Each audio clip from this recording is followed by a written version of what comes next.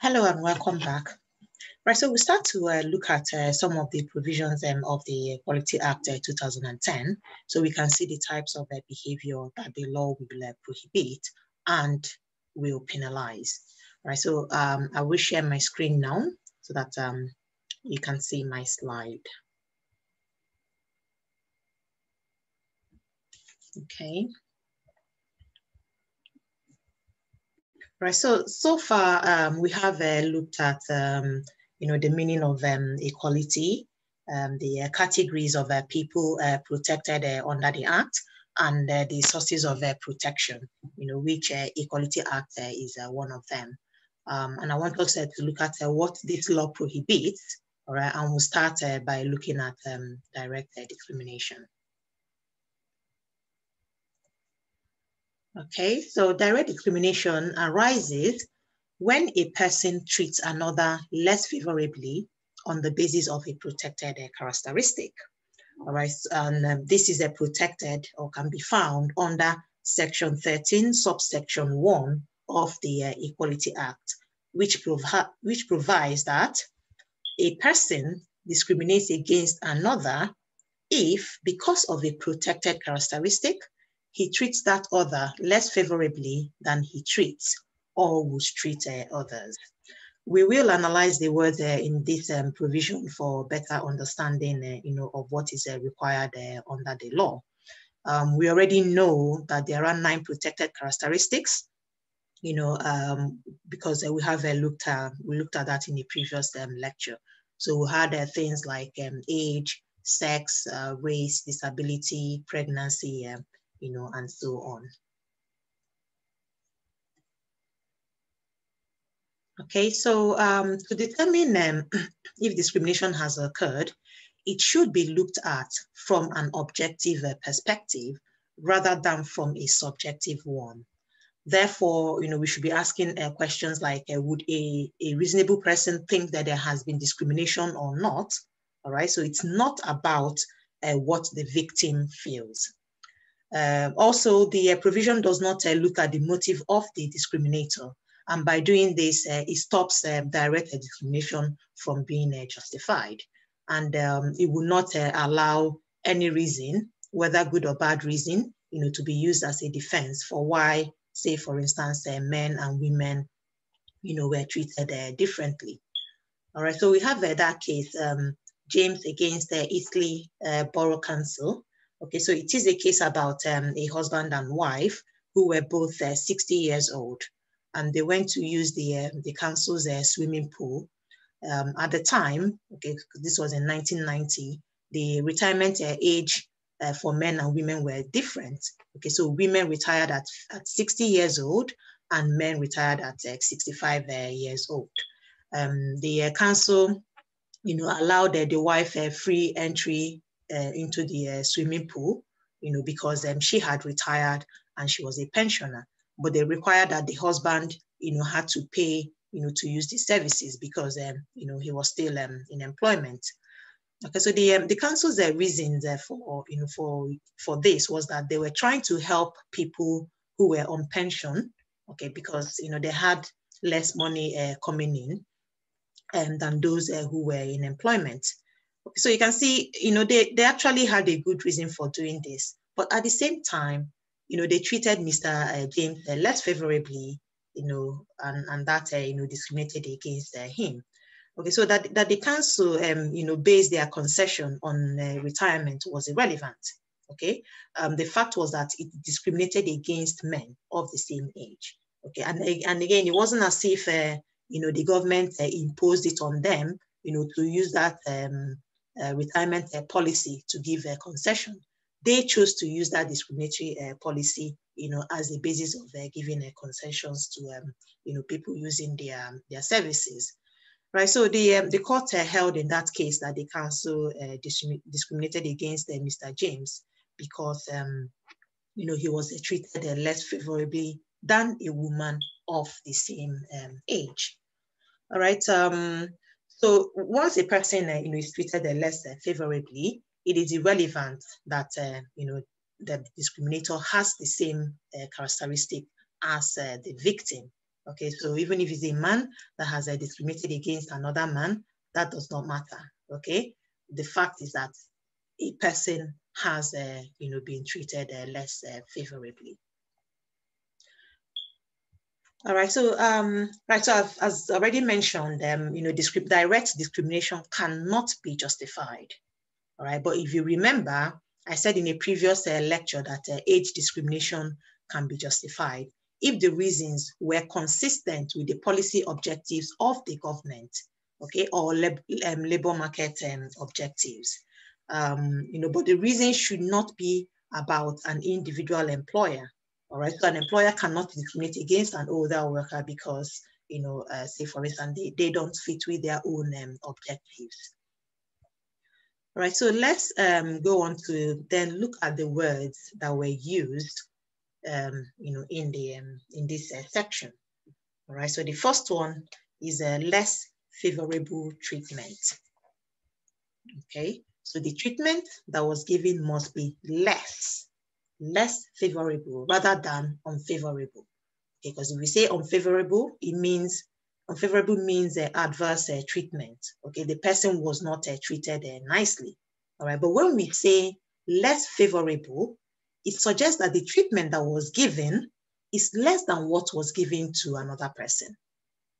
All right, so if we look at the case of Moyen against Bats and London NHS Trust, okay, which was in 2006. It was okay. So the trust had a policy that required that male nurses should be chaperoned when they examine female patients, but the female nurses did not need a chaperone.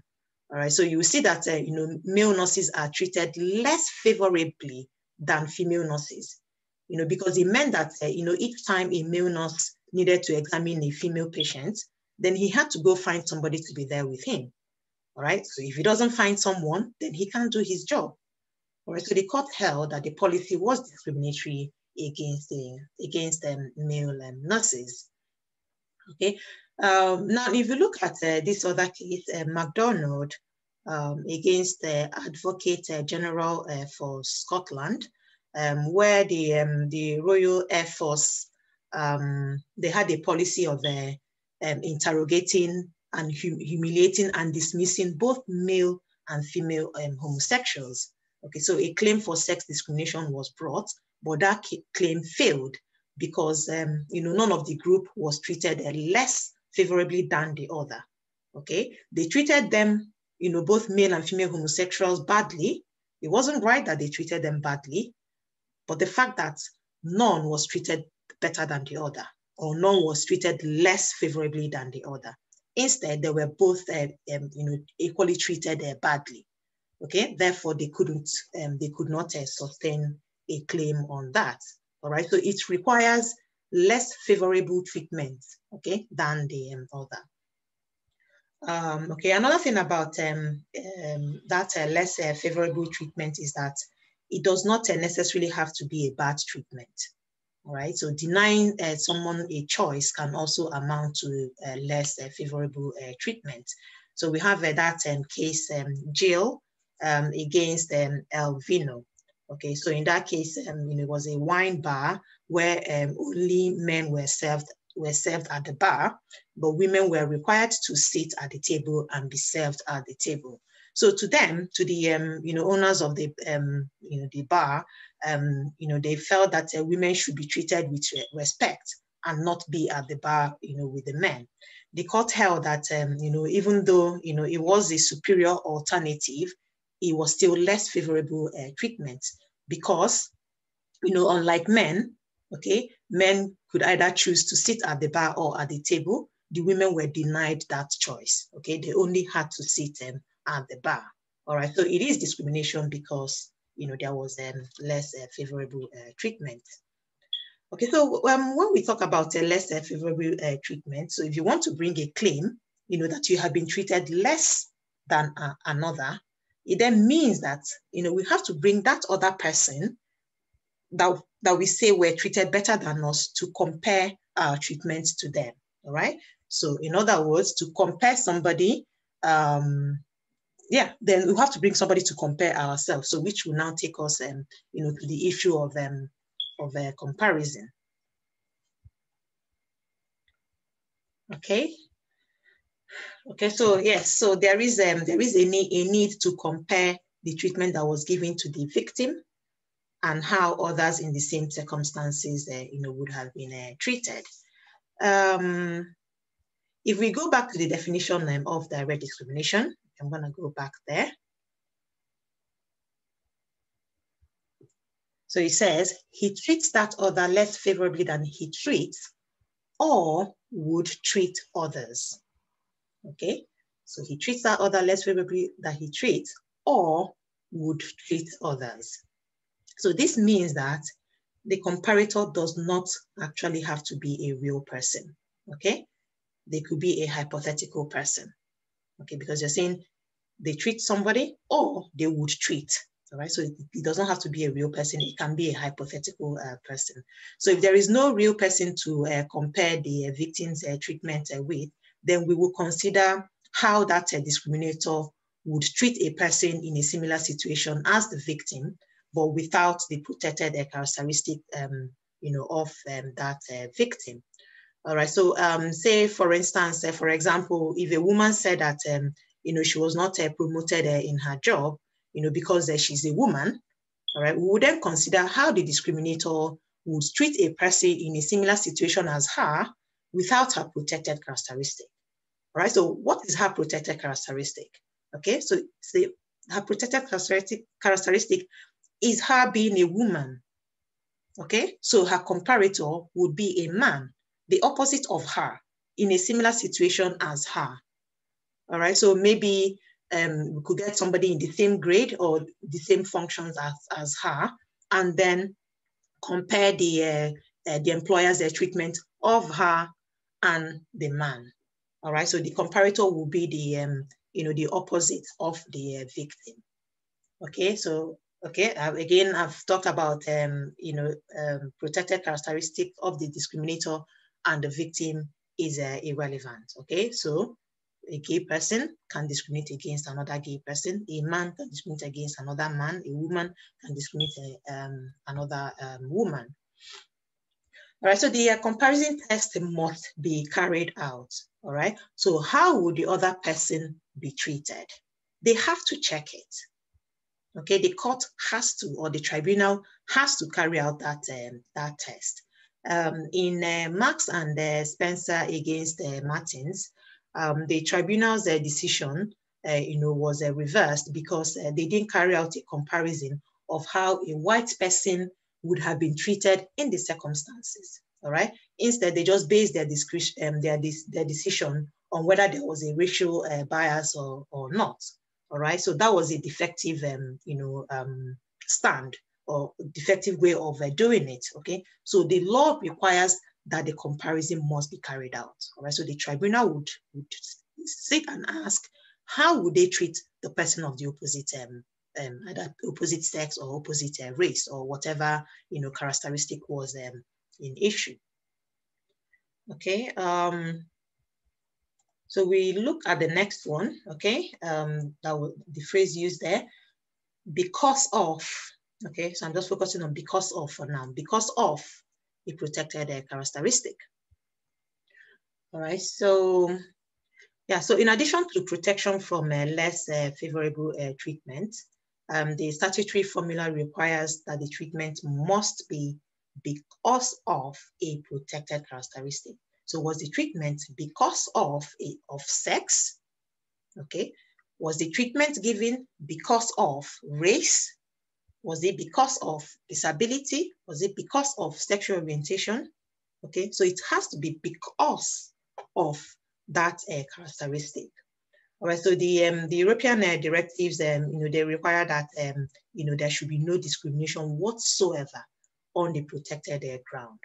All right, so if discrimination was a reason for the treatment, no matter how trivial it is, a finding of discrimination should be upheld. Whether the discriminator acted on discriminatory or non-discriminatory grounds, that is, if they had different reasons for their action, they must be held liable as long as part of the reason was because of the protected characteristic. So I have that case, Owen and Briggs against James. In the case, the defendants, they argue that, that race was not the only factor in their making a decision not to employ, Miss James. Okay, so they had other reasons. Okay, they had other reasons for their decision. They said, she hadn't been employed for the past 3 years, and that her demeanor in the interview was unsatisfactory. All right. But then they also made a statement after the interview. They said, I cannot understand why an English employer would want to take on a colored girl when English girls are available. All right. They had other reasons for making their decision. She hadn't been employed. She probably wasn't okay in the interview, didn't do well in the interview. But that statement that they made, okay, and it says whether the decision was based on discriminatory or non-discriminatory grounds, they should be held liable. Right? So the Court of Appeal held that that was sufficient to establish a discrimination, that race was an important or substantial factor in their decision. All right. So the use of because of also makes any intention that the discriminator may have, whether a kind motive or not, for that treatment, it makes it irrelevant. All right. So if the discriminator was trying to be nice, when they discriminated, so as in the case of James, it will not matter as long as the treatment was because of the protected characteristic. Okay. So it makes motive, or intention irrelevant. So as a result, an employer cannot use reasons such as customer preference. Okay, so I've seen some cases where, they said the employer gave a reason that, their customers don't want a certain type of people, serving them. Okay, so they can't use such reasons, or any reason such as, they're trying to save costs, or they're trying to, benefit their people. Okay, they cannot use any such reasons as long as their decision is because of. Okay, so if the customer say, we don't want but people of a certain race to serve us, and then they say, okay, we can't do that because of our customers don't want it. But why do your customers not want it? Because of their race. Okay, so it makes motive or intention irrelevant.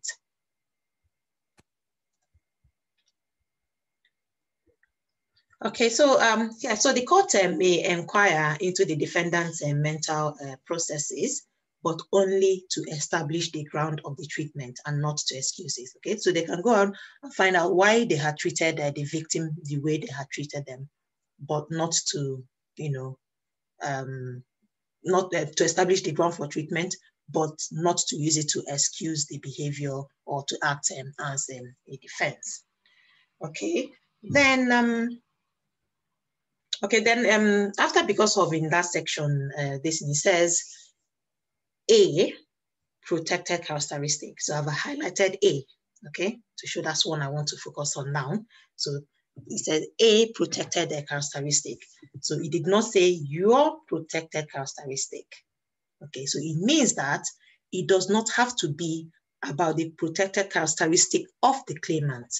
Okay, it can be about another person's characteristic. Right, so we have a case, Wethersfield and Sargent. Okay, so it was a vehicle hire operator. So they rent vehicles to people. So the employer told the woman, they employed her to take inquiries from people. So she told the woman that if she got an inquiry from colored people or Asians, okay, and he said that she would know them from the sound of their voices. She should tell them that they did not have any vehicles available to hire. All right, so this woman resigned and brought a claim, for race discrimination. All right, and the court found in her favor, stating that she was treated on racial grounds. Okay, so now note this case, you can see it's 1998. It was before the Equality Act. Okay, so before the Equality Act, they used them on the grounds of or on the racial grounds, okay? So which sort of equates to this a protected characteristic. Okay, so you can see, it does not have to be about the victim's race. Okay, the woman was white, okay, but the discriminatory remark was about another race, but she was able to establish a claim for discrimination, a claim for race discrimination. Right, so having a protected characteristic also facilitates a third party discrimination, which includes instruction to discriminate. Okay, so like this Wethersfield case, it will come under instruction to discriminate. Okay, because the employer instructed her to discriminate against Asians and colored people. Okay, then it also would include associative discrimination, all right, where a person discriminates against another because of a third party's protected characteristic, okay? So you're discriminating against a person because of another person. So an example of this would be if where an employer treats a person less, maybe an employer treats an employee less favorably because of her son or her child that has a disability. Okay, so this would be classed as an associative discrimination. Because she's associated to her child, she was treated less favorably. All right, so it also facilitates perceived discrimination, all right, where a person is treated less favorably because it is perceived that they had a protected characteristic. Okay, so somebody may perceive that somebody else was gay. They thought this person was gay, and because of that, they treated them less favorably. So that would also, come under this. Then it also applies where nobody's protected characteristic is in question. All right, so we have that case, English and Sanderson, where Mr. English, he was harassed, by colleagues using sexual innuendo, suggesting that he was gay.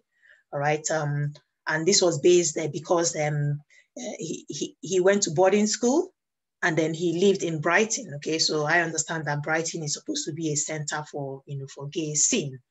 So because of that, they sort of harassed him. Okay, even though they knew that he was not gay. All right, so the Court of Appeal, found unlawful harassment on grounds of their sexual orientation. All right, so so in that case, nobody's protected characteristic was in question. Okay.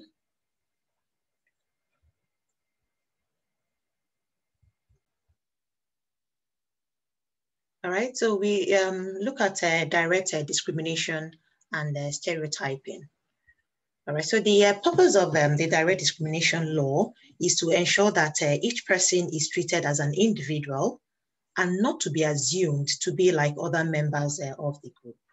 All right, so let's say, for instance, I go and apply for a job at the airport baggage, and the employer has this belief that all women are weak, and he thinks I cannot lift the bags that come through the carousel, and because of that, he denies me a job. Meanwhile, in my downtime, I'm a heavyweight champion. Okay, I lift 100 kg weights, like it's like a pack of sugar, not. And maybe I do boxing, in my spare time, knocking men out, in the boxing ring. And but this employer makes this assumption simply because I'm a woman, therefore cannot lift a 30 kg bag. So you see what the law, is trying to do.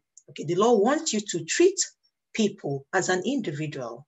Okay, look upon her as a person with her individual qualities. Do not assume that she is like the rest of the group. All right, and you will find out that most discriminations flow from a generalized assumptions about a group and not about the individual. However, stereotyping alone is not enough to establish a liability. Okay, it has to be based on one of the characteristics that we have mentioned, for it to be unlawful. Okay, I have a few cases, on stereotypes.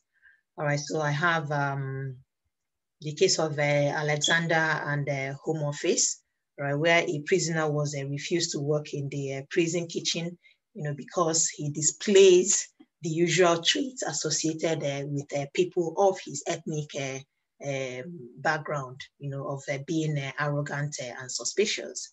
Okay, then we'll have another one, the case of Race Relations Board against the Berkeley Motor Vehicle Repairs, where a garage refused, to respray a car for a Black person, because the proprietor thought that Black people always haggled over price. Okay, I never knew this was a stereotype, until I came across this case. All right. I mean, I like myself some bargain, but I didn't think it was a stereotype. Anyway, then we'll have in Hussein against the Kanklo Community Center. They refused to hire a hall for a Pakistani wedding because, they had problems, overpayment from previous Asian hirers. Okay, I don't know if I need to say more. It's not their problem that the previous people that they hired the hall did not pay. They didn't even know them. Okay, yet they were denied a service because of that. To understand how ridiculous that some of these things are. So let's use a simple example. Say, for instance, now in Chester, all right. So imagine a white man hires a venue and then refuses to pay afterwards. Now, the following day, a different man walks in and they say to him, "No, we're not renting to you because your kind refused to pay last week." That's just what it is. So that's what the law, is trying to stop. They should do the necessary checks as they would do for a white woman or any other woman for that matter, or any person, and rent to them. Okay, so yeah, so that's what the law is trying to, to have people be treated as individuals rather than a stereotype, of the group that they belong to. Okay, so well, it does look like stereotyping a person on the ground of age may be acceptable. All right, so we have that case, Peterson. It's a German case. Yeah, it's a German case. The ECJ, the European Court of Justice, suggested that the compulsory retirement of a dentist at the age of 68 years was justified, because performance of a dentist declined from that age. Okay, there may be a problem where the defendants, have stereotyped some people, but not all of the protected groups.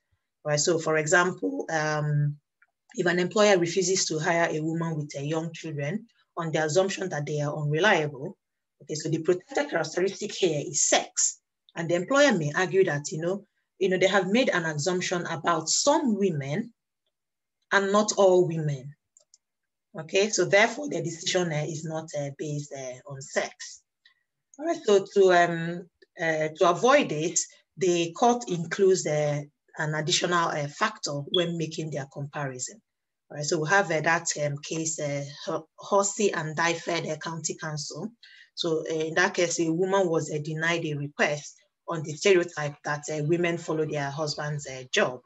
All right, so she had asked the council for a secondment somewhere, and they refused to give it to her because her husband worked somewhere else, and they thought, after I think it was a training actually, and they said after spending all that money that she was going to resign and go with her husband who lived in another part of the country. Okay, so based on that, they denied her her request. The court, when making a comparison, then included that the additional factor, okay, and compared between married women and married men.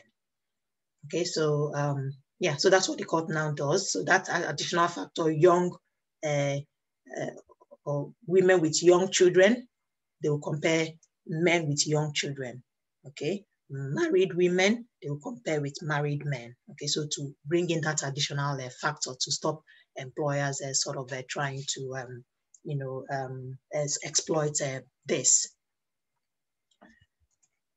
All right, so in the US, they have conceptualized this as the sex plus theory, where the claimant plus the, that factor is the cause of the, less favorable treatment.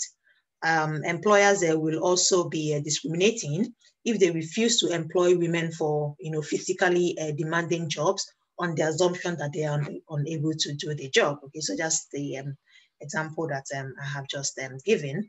All right, so in this instance, the employer should identify and specify the physical demands of that job, okay? But when doing that, they need to be careful, that the specification does not indirectly discriminate against the victim, okay? Unless, they can justify that. So when we look at indirect discrimination, we would understand this, better.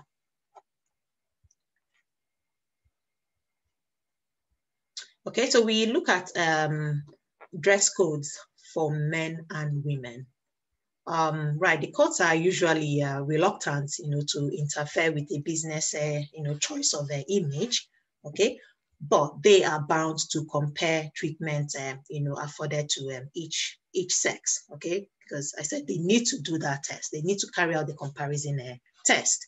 So employers, they do have a large measure of discretion, when using an appearance or dress code, okay, when using a package approach. So that is, they carry out the comparison as a package. Okay, so what were men required to do as a whole and what were women required to do as a whole, rather than an item by item basis. All right, so in Smith and Safeway, right, so I have the case, a deli assistant with a, he was dismissed because his ponytail became too long to be contained under his hat. The rules for men were to have a tidy hair, okay, not below their shirt collar, and then also when not required to have unconventional hairstyles or coloring. And then the rules were for women were to have a shoulder length hair clipped back, same, no unconventional hairstyles or coloring. So the rule was not based on hygiene. Okay, so they didn't really have any like cogent reason for that rule. So Smith then objected, because only women, were allowed to wear long hair. All right. So the Court of Appeal, compared the codes, for men and women, and held that conventional standards applied even-handedly. All right. So there was no less favorable treatment. Okay. So remember I said they compared the package approach. So this was what was asked for men to do, and this was what was asked of women to do. Okay. So they're kind of equal. Okay, so therefore there is no favorable treatment. But if it was item for item, then they'll start comparing each item. What was a man asked to do? To cut his hair. Was a woman asked to cut her hair? Okay, so they don't do that. They use a package approach.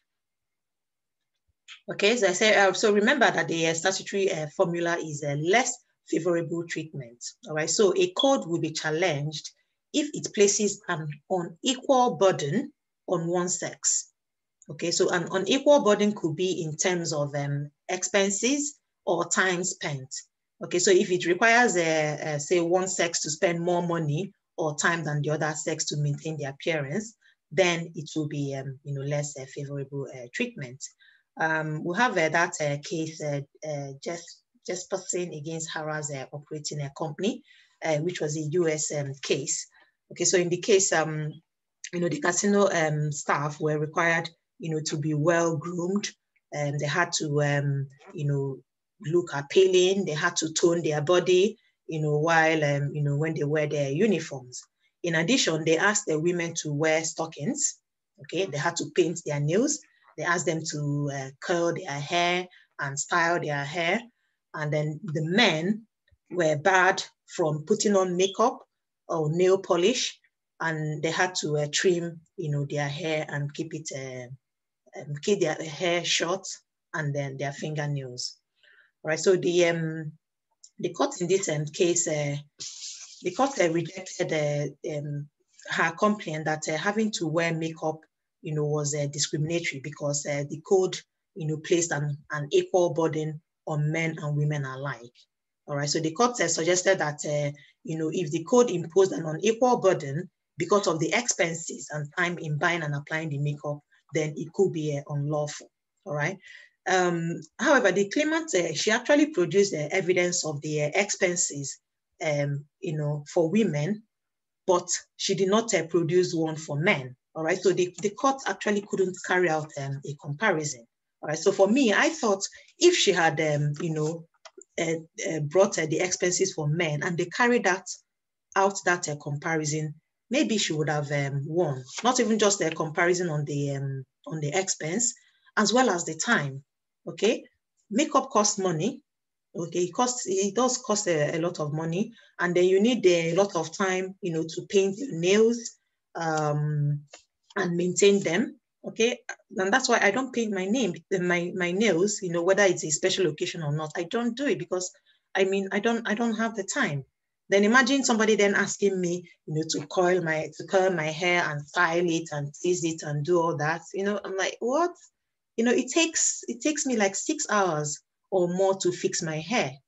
And that's why I'm kind of really considering, just shaving off my hair because I don't have the time.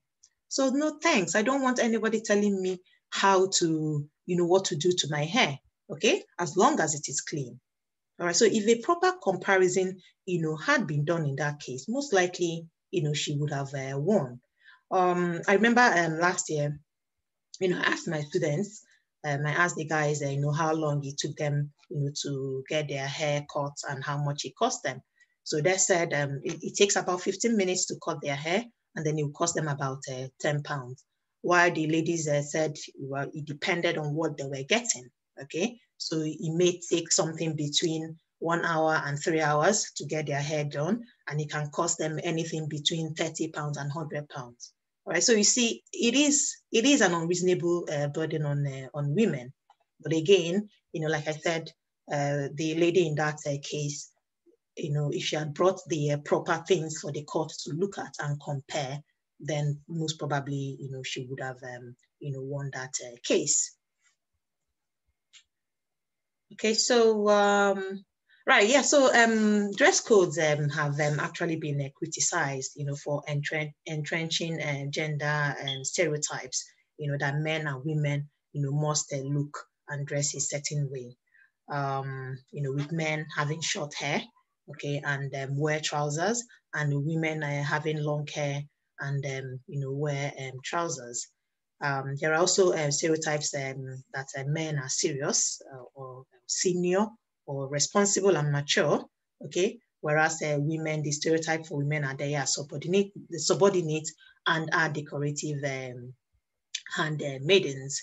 All right, so in that last year that I asked my students, what's the stereotype for men with long hair? So they came up with so many reasons, things like, they're not taken seriously, they are unkempt, they are on drugs, they don't take life seriously, things like that, okay?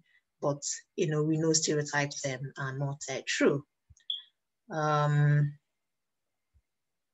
Okay, so I have another case, that's a US case of Carroll and against the Talman Federal Savings and Loan Association of Chicago. So there, women, were required to wear a uniform, okay, and men could wear suit, sports jacket, and trouser. All right, so the company provided women with a uniform, but the men could go, buy their own. All right, so the court held that the different treatment was demeaning to women because it suggested that men were more senior, and yeah, they were more senior. And then the code also suggested that only men were able to choose their, business attire. Okay, and they thought, that was an offensive stereotype. Then quote and against John Lewis, that one is a UK case where female sales staff were required to wear a uniform of a polyester blue suit with a green blouse and then the men had to wear a dark suit and tie. All right. The tribunal held that that the codes treated both sexes even-handedly. Okay, so nobody was treated less favorably.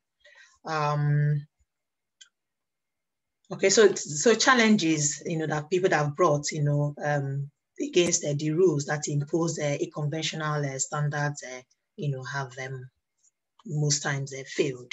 Okay, so for instance, where men are required to wear short hair. Okay, so bringing a case on that has not been sustained. Okay, so we look at evidence and standard of proof. All right, so this was established in Egan Limited against Wong.